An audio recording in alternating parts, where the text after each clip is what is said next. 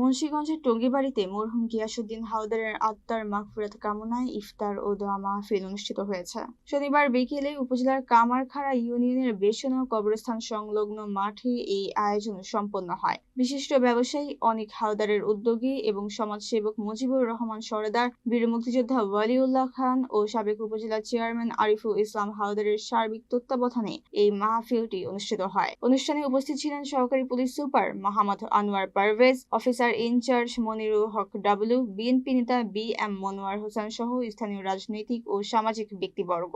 দিঘির পাড়ের পীর আল্লামা মুফতি হাফিজউদ্দিনের পরিচালনায় মরহুমের কর্মময় জীবন স্মরণ করে বিশেষ মোনাজাত করা হয়। এতে প্রায় ৩,০০০-এরও অধিক রোজাদার ও এলাকাবাসী অংশ নেন। আল্লাহুম্মা সাল্লি আলা সাইয়্যিদিনা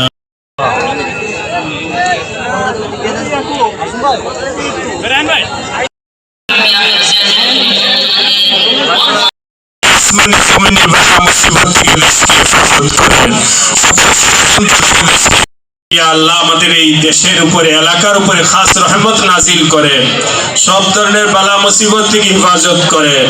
বিশেষ করে জনাব গিয়াসউদ্দিন হাওদার সাহেবকে আল্লাহ ওনার কবরকে আল্লাহ জান্নাতের বাগান বানায়া দেয়, শান্তির জায়গা।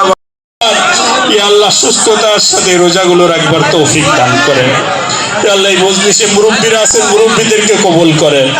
যুবক ভাই আযিল আকরামু রব্বানা লা তুযিগ কুলুবানা বা'দা ইয হাদাইতানা ওয়া হাব লানা হাসবুনাল্লাহু ওয়া নি'মাল ওয়াকিল নি'মাল মাওলা ওয়া নি'মান নাসীর লা শারীকা লাহু লাহুল মুলকু ওয়া লাহুল হামদু ইউহয়ী ওয়া ইউমীত।